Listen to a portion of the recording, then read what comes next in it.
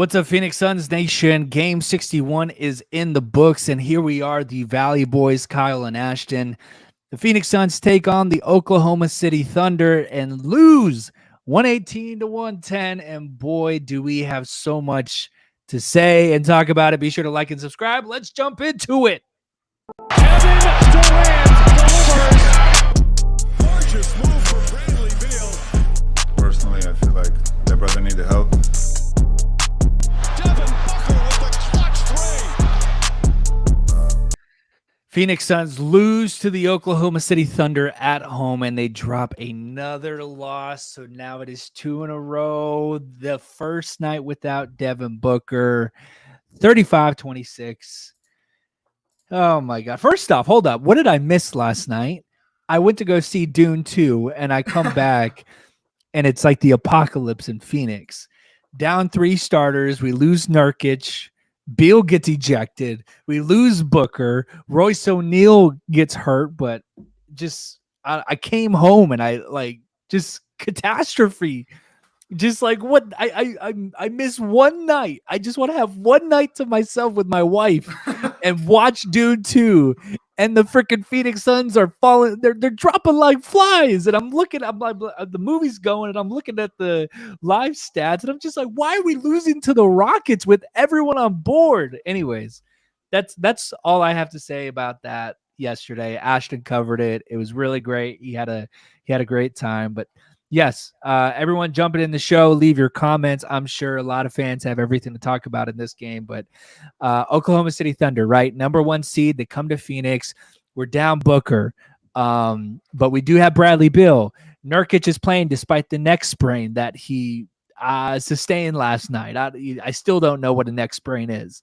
Eric Gordon's back. I think I said that, but wow, what a freaking game. Down 24 points at one point, right? And it seems like all hope is lost. But if you've been watching the Phoenix Suns all season long, it should not have surprised you, them coming back. Like, they've done this way too many times this year. With all three, with Beal, Book, and KD playing, with not all three of them playing, whatever the case may be. Like, they love to make it tough on themselves. They love to make it harder. And, 22 turnovers tonight total for the Phoenix Suns. Look, we're going to get into the nitty and gritty. We're going to talk about a lot of stuff, but you're not going to win basketball games committing 22 turnovers when the other team has only committed 6. And I think that's just it's such a gut punch as well, because you know how good this team is. Like, we know what their ceiling is, and it's only them that is holding themselves back. 22 turnovers, like you don't have 10 of those, you may win this game. But the turnovers, God, man, this game was a gut punch. Look, I'm going to tell you, Phoenix Suns Nation, there's no moral victories anymore. Maybe before the All-Star break, we can all reminisce and be like, hey, Nurkic set a franchise record, freaking dominated the boards, 31 rebounds. We can have a good, jolly time about it. No, this is the post-All-Star break. Wins and losses matter. Seeding matters. And when you don't have Devin Booker for who knows how long, you have to get a win somehow, some way.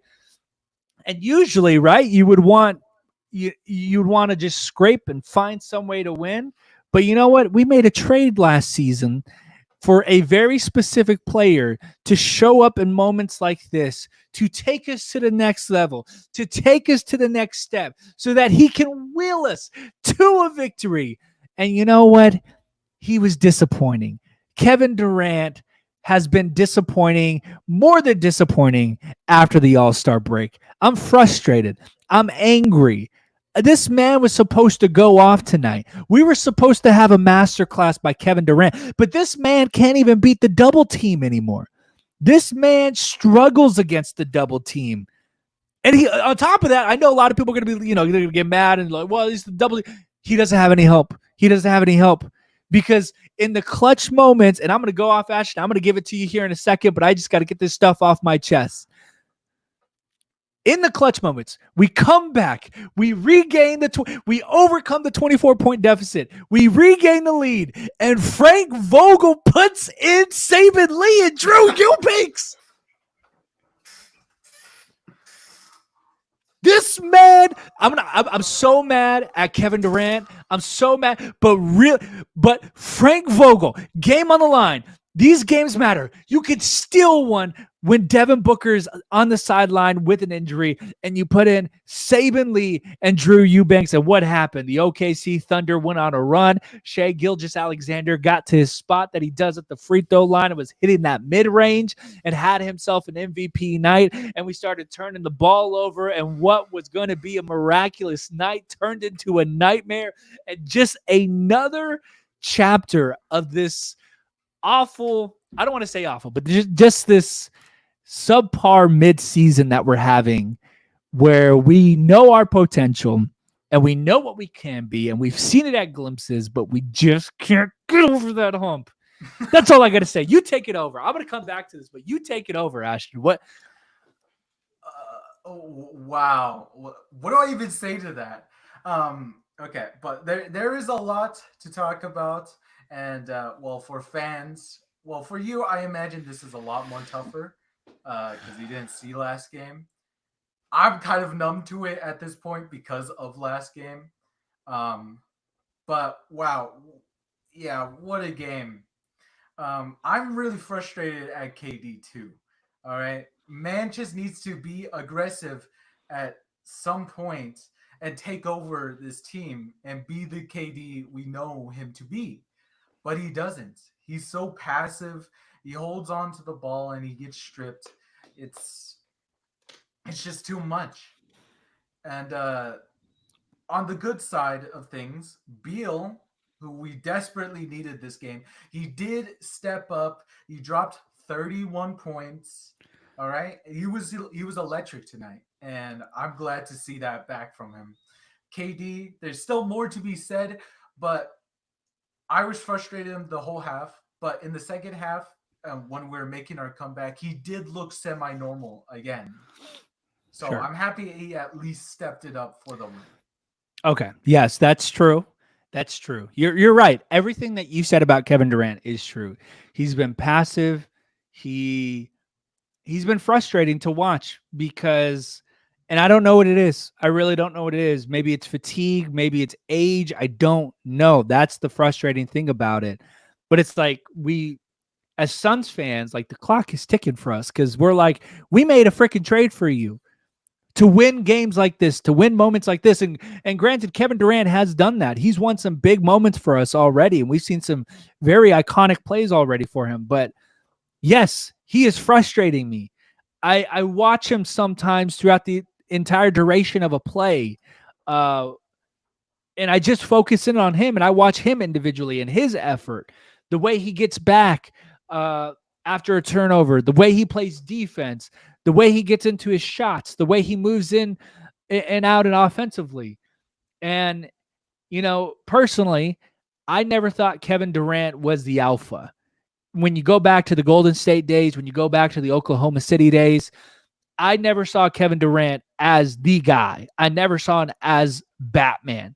I always saw him as a Robin. He needed help. He needed someone. And that's no disrespect to what he does. I mean, he's one of the greatest players to ever touch the ball and play in the NBA. The history books speak for itself. But it is showing again in Phoenix that he cannot step in and be the guy because he always needs someone to be the aggressor. He always needs someone to establish the pace, and he can't go out there and do it himself. When he was in Oklahoma, he had Russell Westbrook, and he was physical, and he was aggressive, and KD fed off of that, and that's why it worked out so well. Then you go to Golden State. It worked out so well because you have freaking Steph Curry on your team and you got Draymond Green, Klay Thompson. The situation was made for him in Golden State. Then you go to Brooklyn. Kyrie is that aggressor. He is that physical player. He is that one that can dive and jump to the basket, drive to the basket and get you buckets and establish pace. Now you come to Phoenix. Devin Booker, we all know and love him, and we know he is all those things that I just mentioned. The one who sets the tempo, the one who sets the pace, the one who sets the offense. What did Bill say in the offseason? He said this is Book Nation. And what I just really wanted to see KD do is take over for the indefinite amount of games that we will have without Devin Booker, because we know we need it. And I mean, freaking Yusuf Nurkic had 31 rebounds. Yusuf Nurkic had more rebounds than Kevin Durant had points. That's ridiculous. Nurkic had 31 rebounds to KD's points, which is more. And KD had 20 points. 20 points from a man that we need, that we traded everything for, right? We traded the whole boat. We traded everything that we had, picks and everything, and our young talent, Mikel and Cam. And I'm overreacting right now. And I'm reacting this way because at some point, we're running out of time. We got to get it together. And I'm getting scared that we may not be able to get it together. What are we at? 22 games left? 22 games? Without Book, I'm betting Book's going to be out at least a week or two. So this is if I have a button, I'm pushing the panic button. I'm pushing the panic button right now. I'm disappointed, man. I'm disappointed. This is gut-wrenching. This is a gut punch. I'm sad. Should have won tonight. And Vogel, KD. Oh, man, I'm so mad at this team. I'm so mad at this team right now. Ashley, take it away. Yeah. So wow, you just opened a whole can of worms. This is the whole whale. Where do I even start with that? Okay, so I'll attack one of your points. So later in the game, Vogel's switching up the lineups, right? He takes out a couple important players. I forget whom, but I think it was Eric Gordon, Royce O'Neal. There's a couple of those, the guys who were making shots. Yeah, but they're pretty tired at this point. They're pretty gassed. We've been using this game. We could have won this game, but I just kind of see it as we're shorthanded. Like, we just didn't have enough. And yeah. Who we shorthanded? What, just Book?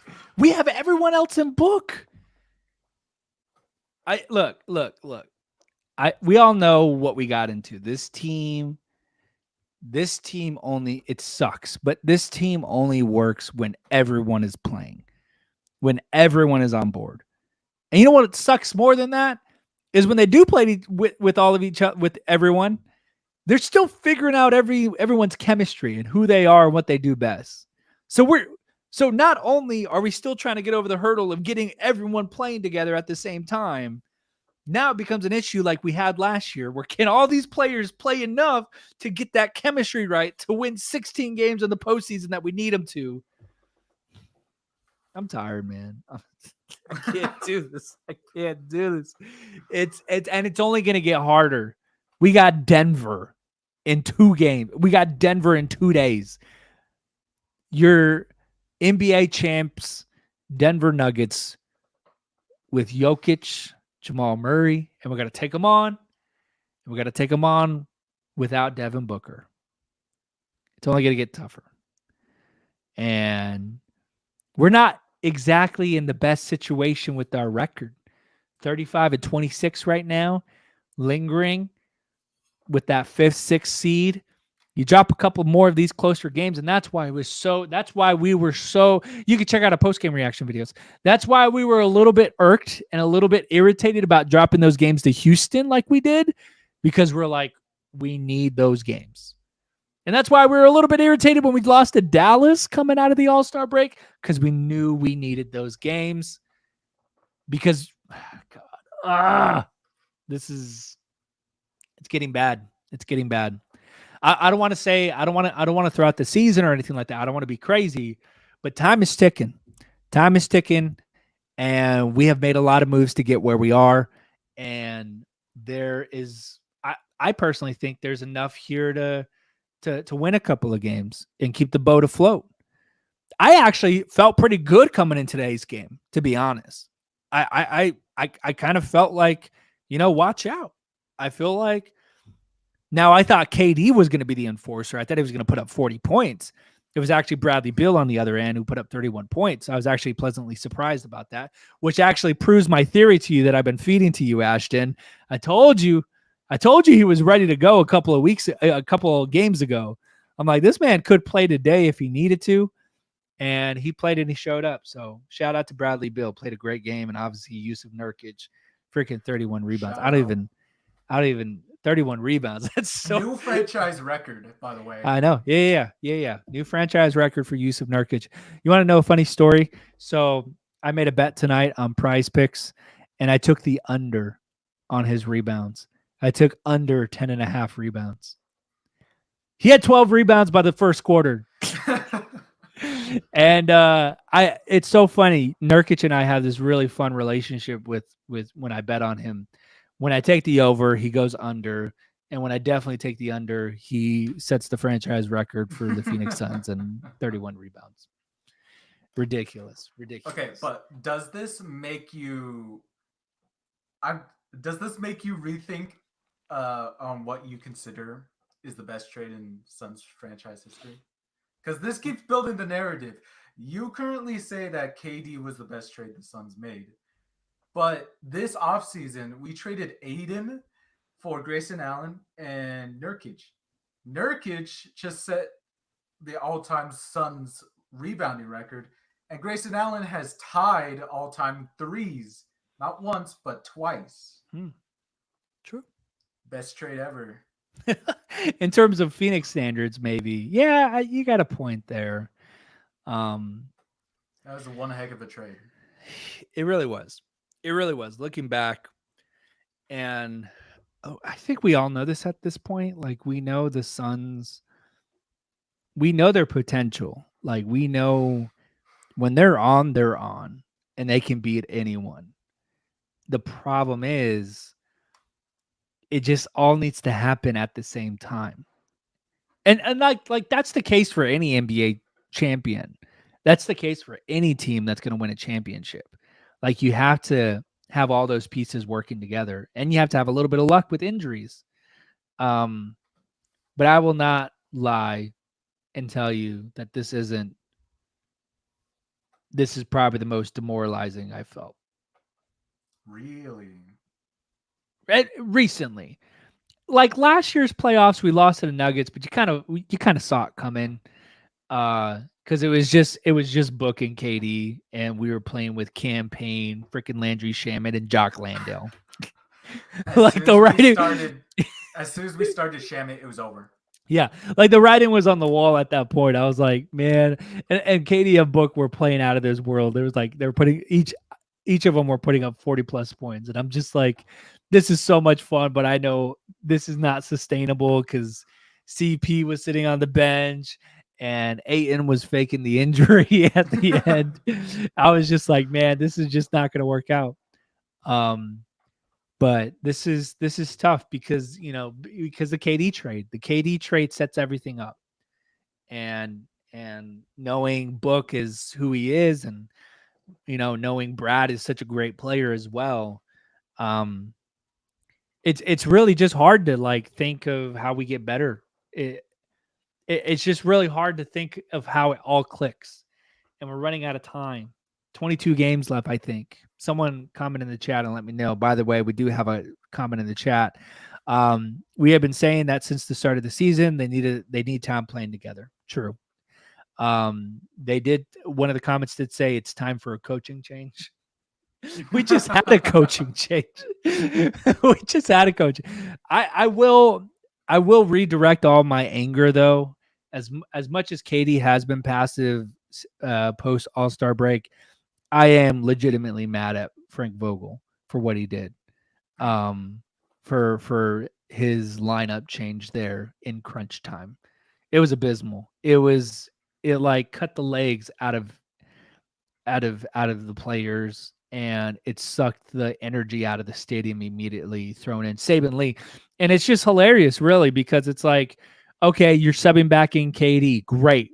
I have a problem because you're bringing in KD with 4 minutes left.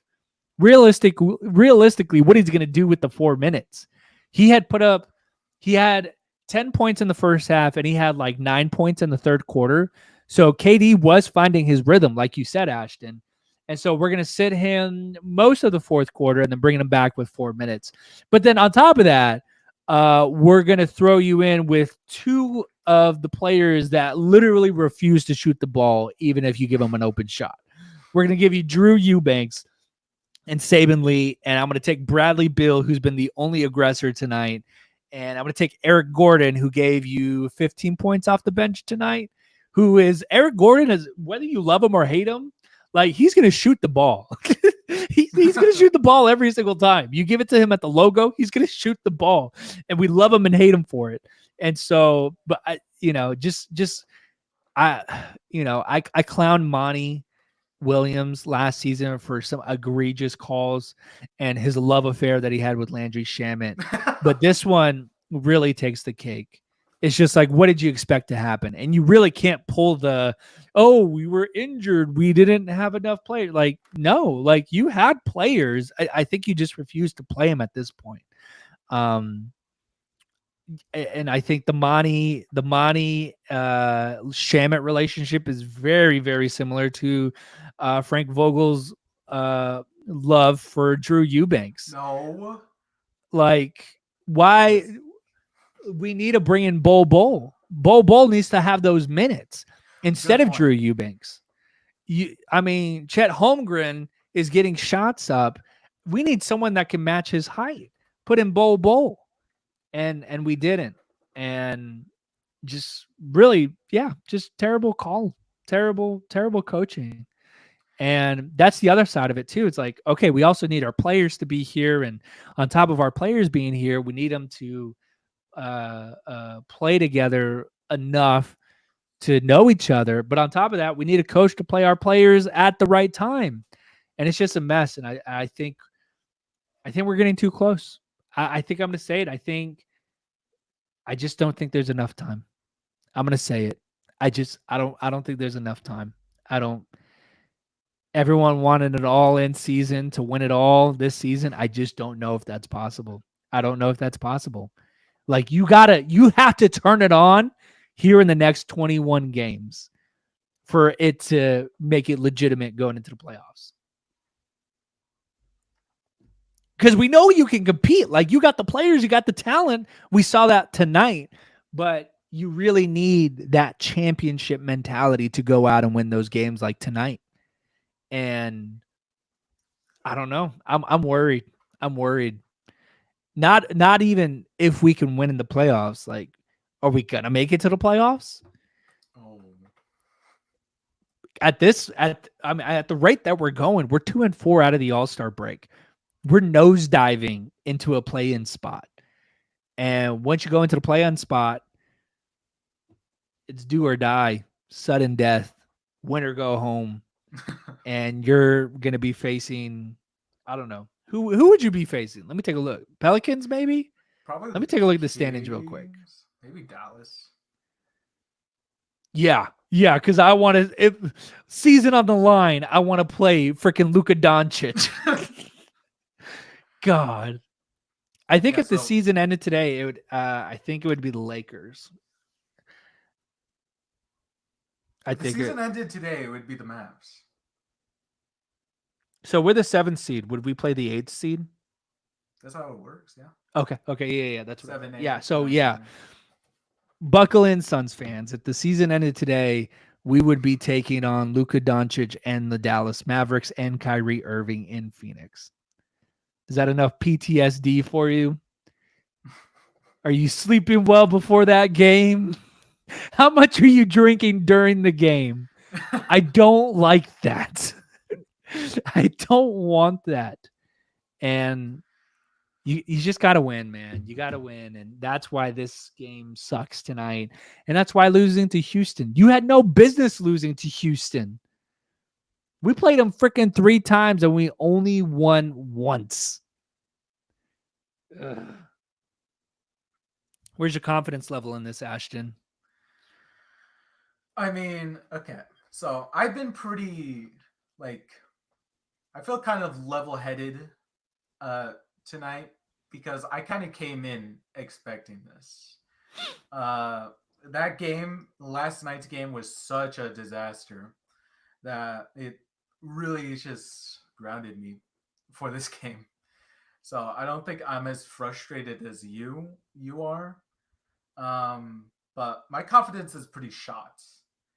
I But I mean, since I set my standards so low for this game because I thought it was going to be such a train wreck, I'm kind of optimistic now for some reason because of the amazing performance. Beal is back better than ever. Nurkic was eating all those rebounds, and I tried defending Vogel like during the course of this podcast, but you keep bringing up good points, and yeah, there was some questionable lineups that he did.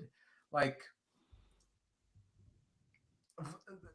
the Thunder are relatively small, and if getting rebounds was a problem, we could have rolled out one of Frank Vogel's newest lineups that he's been testing, which some fans call the triple towers, where we just roll out all 3 of our bigs, Nurk, Bull, and KD, and they just stop everything from anyone getting in the paint and everyone getting rebounds. I'm kind of frustrated that he didn't get that lineup in, because I mean that would have been some extra defense. It would have forced. I mean, it worked a lot on the Rockets because they could barely shoot from perimeter. It forces players to shoot on perimeter, but I mean, it wouldn't hurt to get a little extra defense and rebounding for this game, and especially down the stretch when they're just charging in. Yeah. Yeah, I think the lack of Bowl was disappointing, and no Thaddeus Young in this one was a little bit surprising too. We got to see some David Roddy minutes, which is hilarious because that man, I don't see the value in playing Roddy. Roddy. I don't see the value in playing Roddy at this point. I mean, gosh, I'm actually very inclined to look at his stats for tonight because I'm pretty sure it's nothing.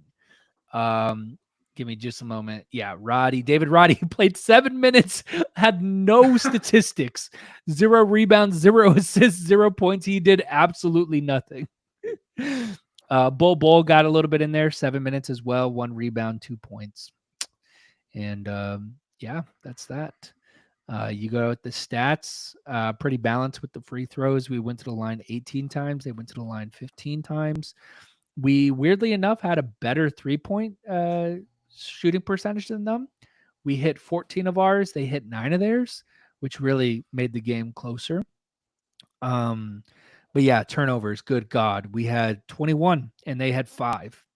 Just like let that freaking sink in a moment. And when you replay the game and when you remember the game pretty well, like a lot of it really wasn't like the Thunder doing anything. It was like, the Suns, it's like KD throwing the ball across the court. It's like him trying to fit a pass in, or this person trying to fit a pass in. And it was just mistakes. It was just mental miscues. And you do that 21 times. And I personally don't know how you really correct that. Like, that's not like anything that a coach can really coach, is like, don't make a dumb play happen. Like, that's all of the players to not make that dumb play, to not toss that ball or make that mistake. And God, it was like clockwork tonight where it's like KD gets the ball, the double team comes, and he's like trying to fight the double team. And I think it goes both ways where I want Katie to pass out of that, but also who's he going to pass to? Because everyone's just watching. And I mean, when Katie gets stuck in the double team, everyone's just watching him in the double team. Like they're like us at home watching the game. They're just watching Katie getting stuck in the double team. It's like, you got to move. You got to help this man out. And so, yes, I'm frustrated at Katie for the fact of like not performing well. But on the other hand, when you get into those crunch moments, like, help the man out, like get open for this guy to throw the ball to. And it's, I don't know if that's chemistry or I don't know if it's more than that. It's just it was a back-to-back too. I guess that's another factor that we can always play into this. Yeah, we've lost both back-to-backs. You mentioned how we were 2 of 4, 2 of 4 coming out of All-Star break. Those 4 games were back-to-back games.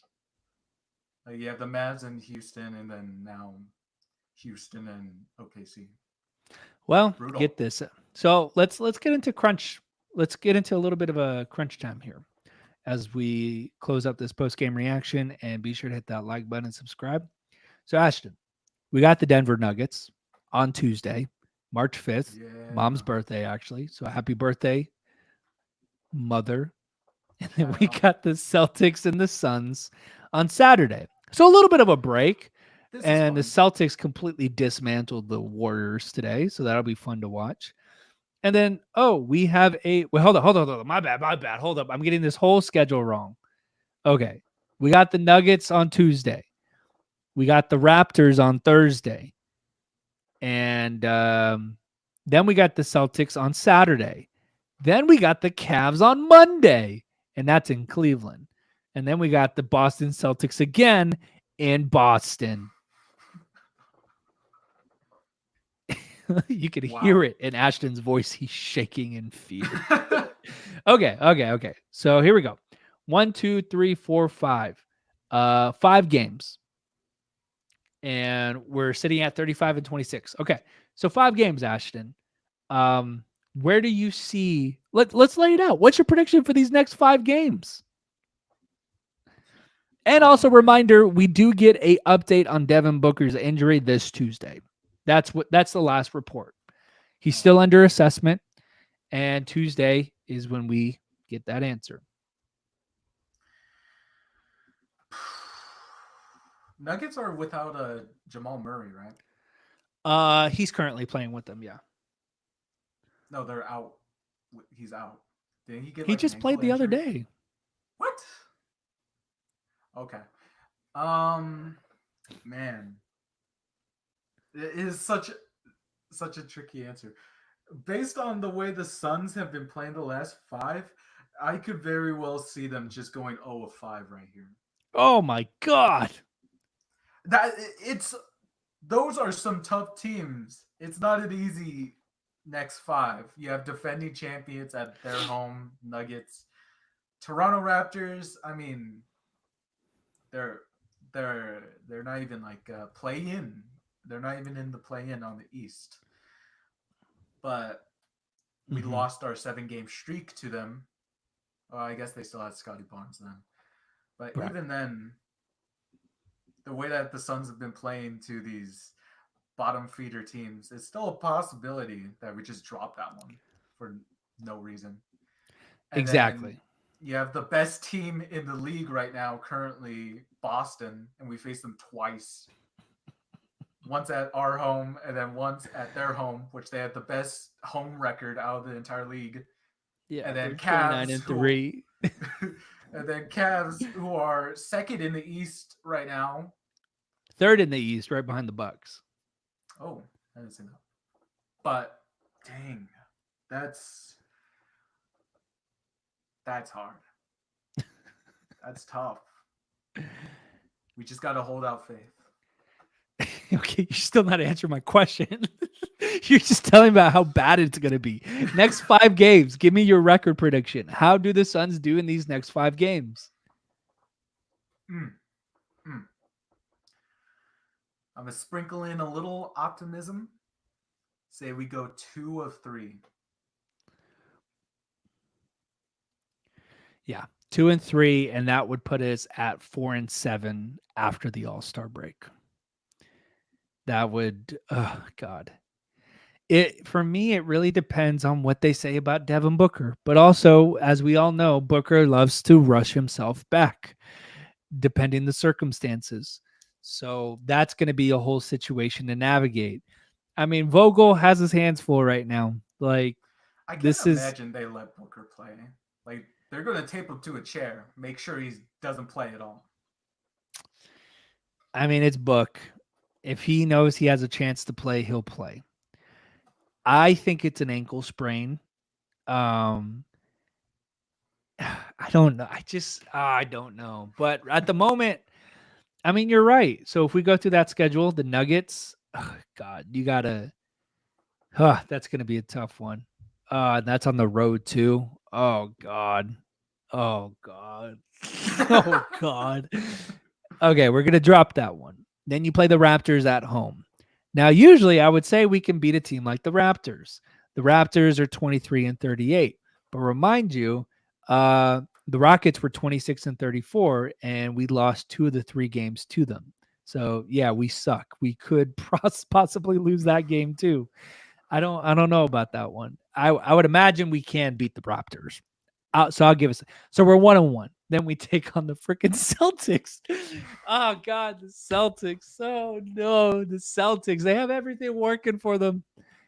Their starters are great. Their bench is great. Oh God, what? 1-2. We go 1-2 there. Then we go to Cleveland and we take on the Cavaliers, who have one of the best defenses in the NBA. Oh God, I don't know. 1-4. I'll say we go 1-4. And hopefully Book's back by then. The dark days are here. Unless Katie taps into his MVP seasons and like puts up 40-50 and Bill can do 30-40 and Nurkic keeps rebounding 40 times a game. Maybe we might have a chance. Oh God. I can't wait for Nurkic to go back at it with Jokic. I love that game so much. That's probably one of my favorite Nurkic games of the season when we faced the Nuggets back in December. Mm-hmm. I love the way he battled against Jokic. This team has fight. We'll say that. And that's how we'll conclude this episode. This team has got some fight. We've seen it time and time again this year. They've been knocked down. They've been blown out. They've been down by significant margins in the middle of games. You may criticize the Phoenix Suns, like myself, for being weak, for being passive, for being disorganized. But one thing you cannot discredit them is for being fighters, for having tenacity, and coming back a lot of the times. So, the path forward in the next 5 to 10 games looks pretty grim, especially without Devin Booker. And we're all crossing our fingers. But I do expect the Phoenix Suns to fight in each and every one of those and be competitive and give ourselves a fighting chance towards the end of the season. Would you agree to that, Ashton? Yes. All right. Well, that is it for this episode. A dark and grim ending for the Phoenix Suns. They drop another game, 2-game losing streak. Oh man, snap. And our home winning record is over too. We had won 9 straight at home and we lose this one and that kills that record. God dang it. Anyways, that's it. We'll see you guys for the Nuggets game. That's going to be another national game. That's going to be on TNT. And hopefully we're on the other side of that one. But we will see you guys then. Until then, be sure to like and subscribe. And go Suns! Kevin Durant delivers. Gorgeous move.